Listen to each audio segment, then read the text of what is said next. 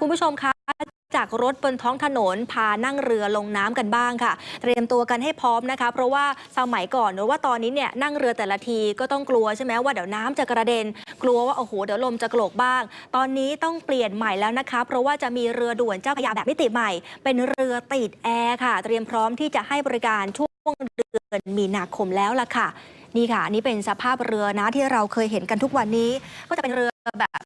นั่งทีเนี่ยลมโกรกเลยผมเนี่ยปลิวสยายเลยบางทีเนี่ยน้ำกระเด็นขึ้นมาด้วยแต่ต้องบอกว่ามันมีมิติใหม่ของเรือโดยสารแม่น้ำเจ้าพระยาแล้วนะคะหรือว่าเรือด่วนเจ้าพระยาเขาจะติดตั้งระบบปรับอากาศนำร่องเนี่ย4 ลำก่อน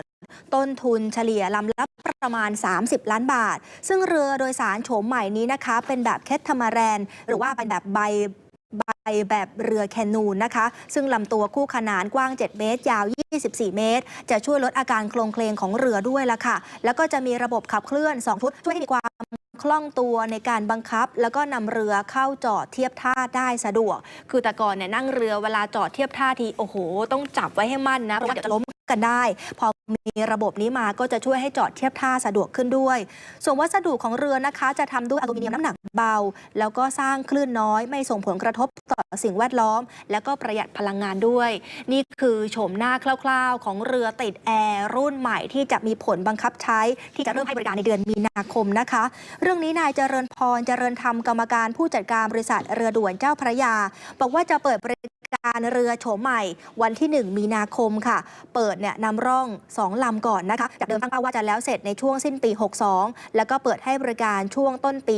63เนื่องจากว่าวัสดุที่นำมาประกอบตัวเรือซึ่งนำเข้าจากต่างประเทศตอนนี้ยังส่งมาไม่ถึงไทยค่ะแล้วก็ต้องใช้เวลาในการประกอบการติดตั้งด้วยก็คาดว่าน่าจะแล้วเสร็จช่วงประมาณปลายเดือนกุมภาพันธ์นะคะส่วนอัตราค่าโดยสารหลายคนเป็นห่วงกังวลว่าติดแอร์แบบนี้แล้วจะราคาเท่าไหร่จะแพงไหม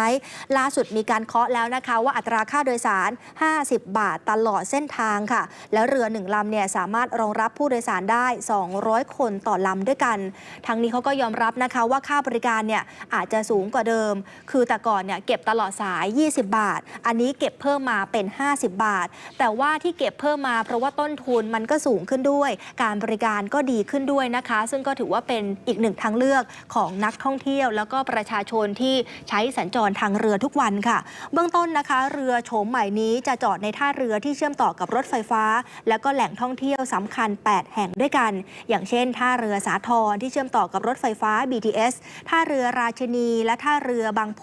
ที่เชื่อมต่อกับรถไฟฟ้าสายสีน้ำเงินท่าเรือไอคอนสยามท่าเรือราชวงศ์ท่าเรือท่าช้างท่าเรือท่าเตียนและท่าเรือพรานนกนะคะส่วนท่าเรืออื่นก็จะพิจารณาตามปริมาณและก็ความต้องการของผู้โดยสารในอนาคตค่ะขณะเดียวกันทางบริษัทก็เตรียมที่จะต่อเรือรูปแบบใหม่ที่มีโครงสร้างแล้วก็วัสดุเดียวกับเรือติดแอร์ซึ่งก็จะเป็นแบบเดิมในราคาจะนำมาทดแทนเรือที่มีจากเดิมนะคะแล้วก็จะเริ่มทยอยเปลี่ยนปีละ 4-6 ลำวงเงินประมาณ100 ล้านบาทแล้วก็คาดว่าน่าจะใช้เวลาไม่เกิน10 ปีสามารถต่อเรือรูปแบบใหม่ขึ้นมาทดแทนเรือไม้ทั้งหมดได้ในเร็วๆนี้ด้วยค่ะ